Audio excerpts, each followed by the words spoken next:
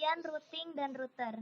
Routing adalah proses pengiriman data maupun informasi dengan meneruskan paket data yang dikirim dari jaringan satu ke jaringan lainnya. Nah, ini ada konsep dasar routing. Konsep dasarnya adalah routing langsung sama routing tidak langsung.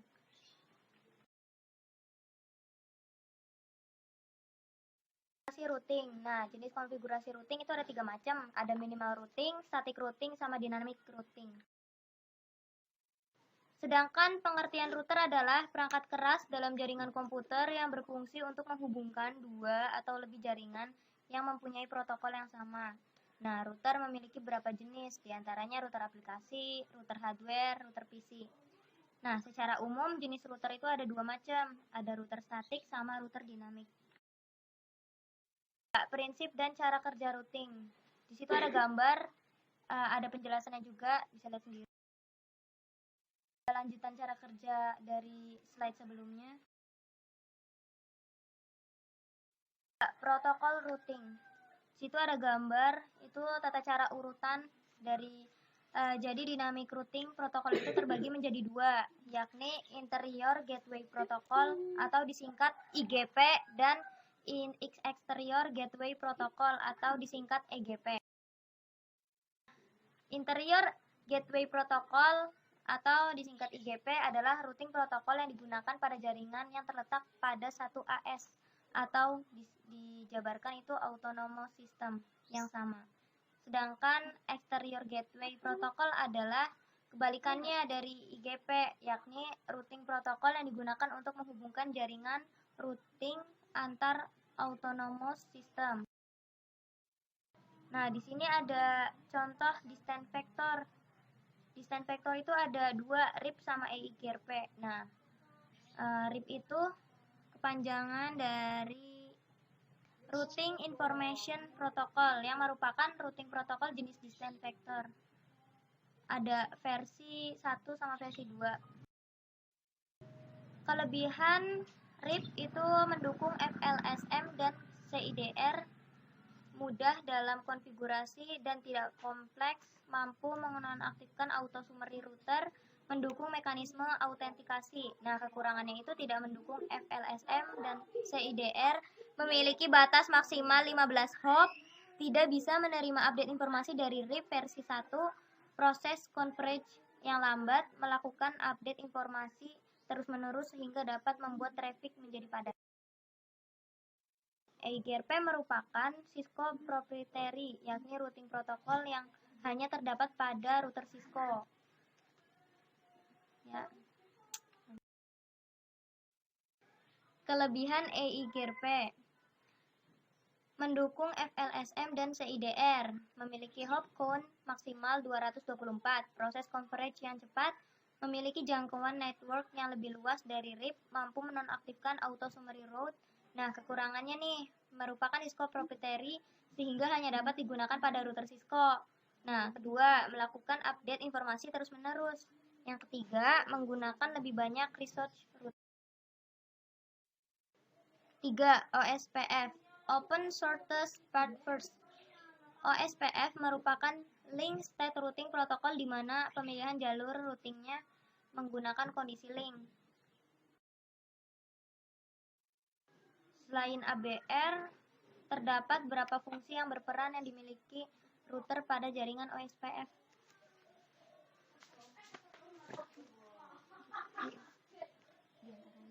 Di antaranya internal router, backbone router, autonomous system boundary router. Nah, kemudian kelebihan dari OSPF yaitu digunakan pada jaringan berskala besar, mendukung VLSM dan CIDR, tidak memiliki batasan pada hop count atau unlimited hop count, merupakan open standard protokol sehingga bisa digunakan pada vendor yang berbeda. Proses convergence yang cepat, mendukung mekanisme autentikasi dan hanya melakukan update ketika terjadi perubahan jaringan. PF yaitu mengonsumsi banyak resource, membutuhkan perencanaan dalam mendesain dan mengimplementasikan dalam jaringan. ISIS atau Intermediate System merupakan Link State Routing Protocol yang termasuk dalam kategori IGP, Interior Gateway Protocol.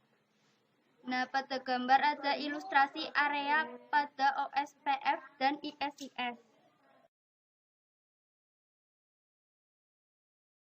Selain konsep area, terdapat pula level pada ISIS, di mana terdapat level 1, level 2, dan level 12, atau level 1 dan 2. Kelebihan pada ISIS yaitu memiliki keamanan yang lebih terhadap informasi routing update, mendukung VLSM dan CIDR, proses convergence yang cepat, scalable, dan hanya melakukan update ketika terjadi perubahan jaringan. Kekurangan ISIS yaitu konfigurasi lebih rumit. BGP atau Border Gateway Protocol merupakan satu-satunya routing protokol yang berfungsi sebagai Exterior Gateway Protocol. Nah, di situ ada ilustrasi cara kerja Border Gateway Protocol. Kelebihan dari BGP yaitu lebih powerful dari routing protokol yang lain karena BGP berfungsi sebagai Exterior Gateway Protocol dan mendukung VLSM dan CIDR. Kekurangan dari BGP yaitu konfigurasi yang lebih kompleks.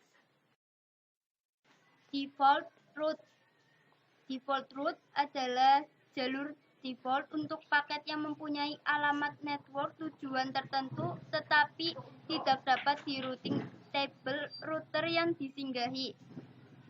Penggunaan default route digunakan untuk melakukan routing terhadap banyak IP yang tidak memungkinkan untuk dimasukkan satu persatu.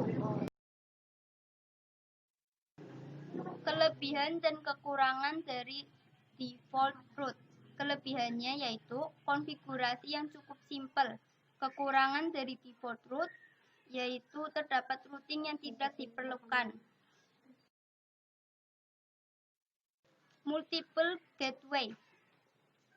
Gateway default host labor, yaitu gateway yang ditentukan pada jaringan logis over.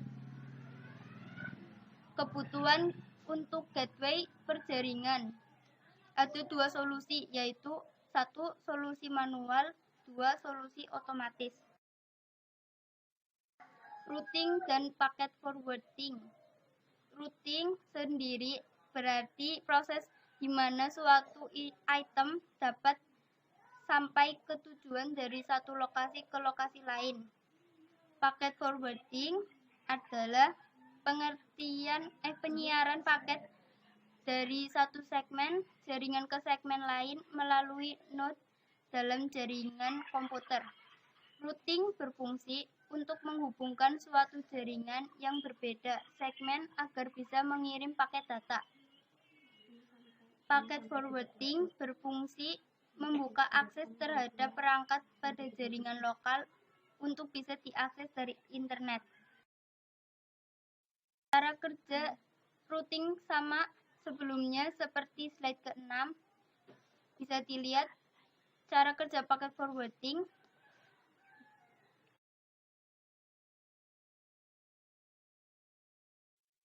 Bridging adalah suatu teknik untuk menggabungkan beberapa interface router menjadi satu segmen jaringan. Di sini ada gambar teknik bridging, topologi bridging.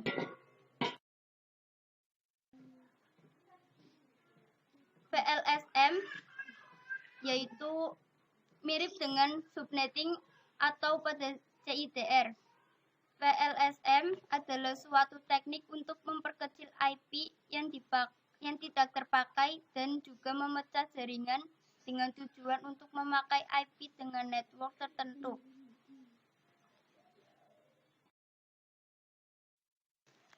Contoh penerapan VLSM, sebuah perusahaan memiliki IP 192.168.10.0/24 dengan jumlah IP host 254, dan IP tersebut untuk dialokasikan ke komputer, smartphone, dan lain-lain. Berikut list kebutuhan IP address: IT 10 IP, HRD 20 IP, VNet 60 IP, marketing 100 IP. Perhitungannya di situ ada contohnya, bisa dilihat.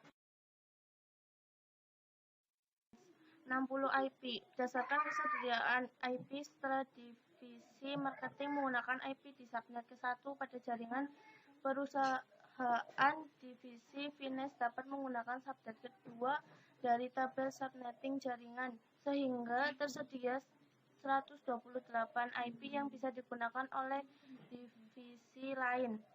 Dari tabel di atas, divisi VNet dapat menggunakan subnet 1 sebagai lanjutan dari divisi marketing, dan subnet kedua dapat digunakan oleh divisi lain.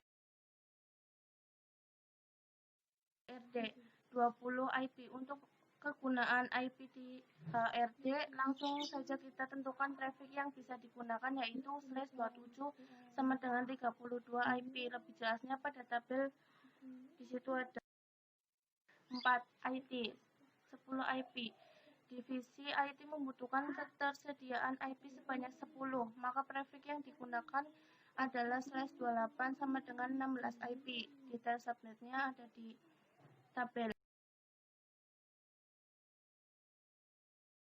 Kesimpulan, perusahaan yang mempunyai IP 192.168.10.0/24 dengan jumlah IP host 254 dan IP tersebut dialokasikan ke beberapa divisi di dalamnya, maka alokasi IP-nya dapat kita lihat dalam kesimpulan tabel berikut. CIDR. Tanda prefix tersebut menggambarkan panjang subnet max. Jumlah bit yang bernilai 1 pada subnet max. Tanda prefix ini disebut juga sebagai notasi CIDR.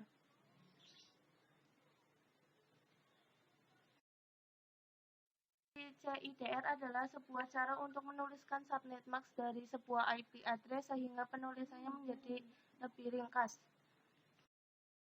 Berikut adalah tabel notasi CIDR yang mungkin bisa kamu hafalkan. Di situ ada tabelnya. Routing table. Routing table, tabel routing adalah tabel yang berisi informasi keberadaan network, baik network yang terhubung langsung, directly connected network, maupun network yang tidak terhubung langsung, remote network. Tabel routing ini sangat penting karena digunakan router sebagai pedoman untuk mengirim setiap paket data yang diterimanya. Interface yang digunakan untuk meneruskan paket disebut exit interface. Untuk outgoing interface, namun jika tidak ada entry yang cocok, maka router akan membuang paket tersebut. Ada 4 kategori entry dalam tabel. Fitur-fitur entry tabel routing ada 4: directory connected network, static routers, dynamic routers, default routers. Informasi yang ada di dalam tabel routing di situ ada dijelaskan, sudah dijelaskan.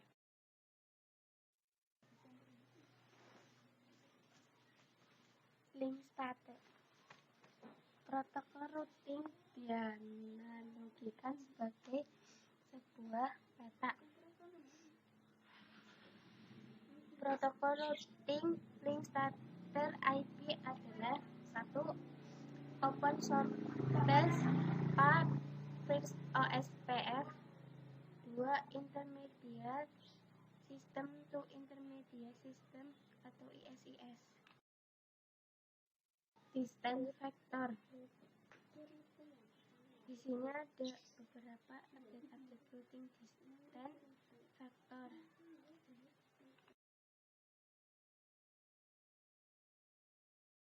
Distance factor routing loop issues.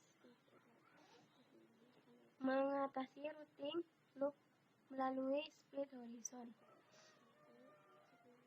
Di sini ada gambarnya ya, lihat.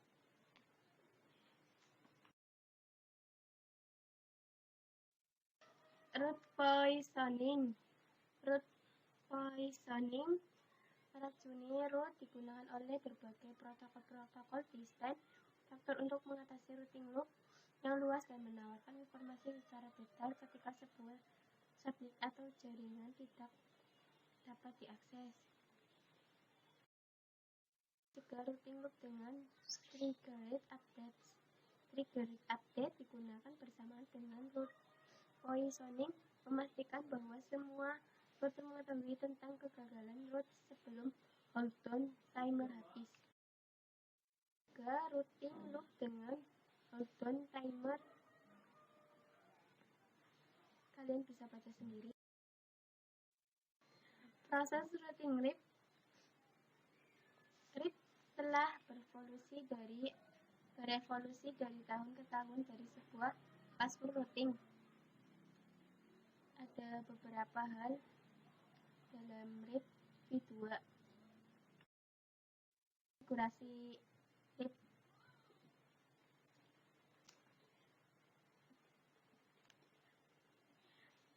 Ada perintah-perintahnya, ya kalian baca sendiri. Root balancing dengan RIP. Fitur-fitur IGRP. Sebagaimana informasi routing menyebar ke seluruh jaringan router, melakukan beberapa fungsi berikut. 1. Mengenali tujuan baru. 2. Mempelajari kegagalan. Karakteristik desain kunci dari IGRP adalah sebagai berikut. Memiliki kemampuan secara otomatis menangani topologi kompleks dan tak terdefinisi. 2. Fleksibilitas yang diperlukan pada segmen dengan karakteristik bandwidth dan delay berbeda. 3. Skalabilitas untuk berfungsi dalam jaringan-jaringan yang luas. Kombinasi dari variabel untuk menentukan sebuah matrik gabungan. Variabel tersebut adalah bandwidth, delay, load, reliability. IGRP. Ada metrik IGRP menggunakan beberapa metrik berikut. 1. Bandwidth. 2. Delay. 3. Reliability. 4. Load.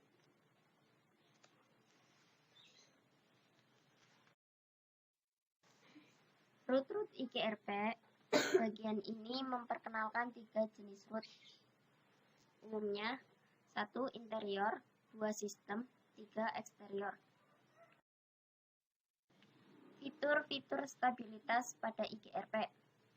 Ada tiga macam fitur yang didesain untuk menambah stabilitas IGRP, yaitu hold downs, split horizon, poison reserve update. Konfigurasi IGRP. Untuk mengkonfigurasi proses routing IGRP, gunakan perintah konfigurasi router IGRP. Migrasi RIP ke IGRP. Langkah berikut untuk mengkonversi dari RIP ke IGRP. 1. Masukkan show IP root. 2. Konfigurasi IGRP pada router A dan B. 3. Masukkan perintah show IP protokol pada router A dan B. 4. Masukkan perintah show IP route pada router A dan router B. 13. Classless secara sederhana dapat diartikan tanpa kelas. Jika dikaitkan dengan pengalamatan IP classless dapat diartikan menjadi pengalamatan IP tanpa mengenal kelas dengan cara menggunakan classless inter-domain routing atau CIDR. Atau juga dapat dikenal dengan istilah panjang prefix. Format pengalamatannya adalah dengan memberi tanda slash di belakang alamat IP, kemudian diikuti dengan variabel panjang prefix. Metode class addressing atau pengalamatan tanpa kelas saat ini mulai banyak diterapkan, yakni dengan pengalokasian IP address dalam notasi classless interdomain routing CIDR.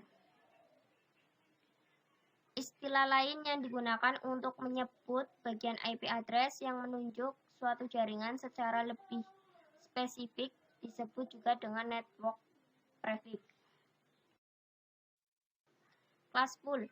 Class pool secara sederhana dapat diartikan dengan kelas atau menggunakan kelas.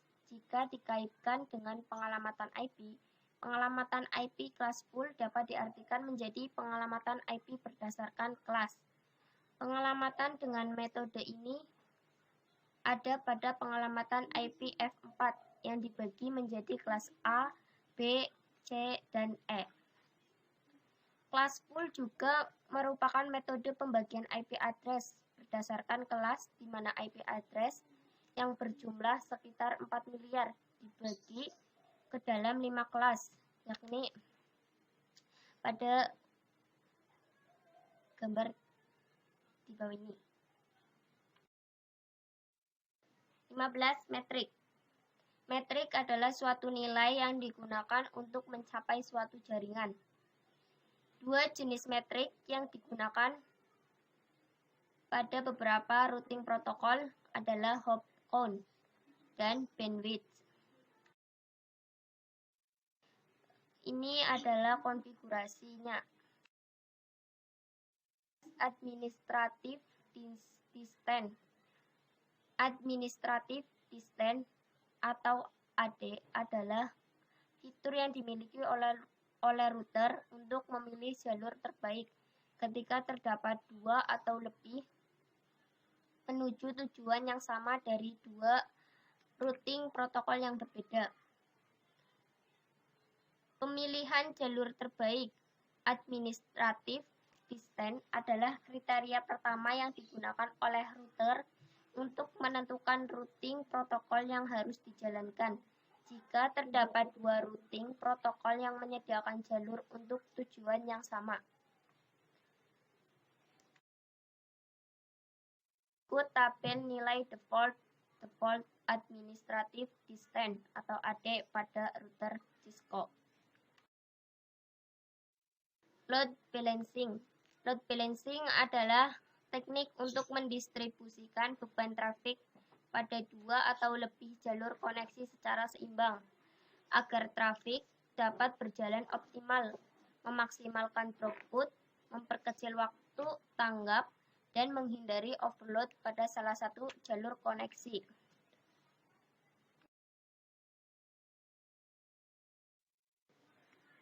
Berikut cara kerjanya. Dari presentasi materi pematangan routing, terima kasih. Maaf apabila ada kesalahan dalam mengucapkan. Jangan lupa subscribe, like, dan komen, dan share ya. Ya intinya kayak gitu. Assalamualaikum warahmatullahi wabarakatuh.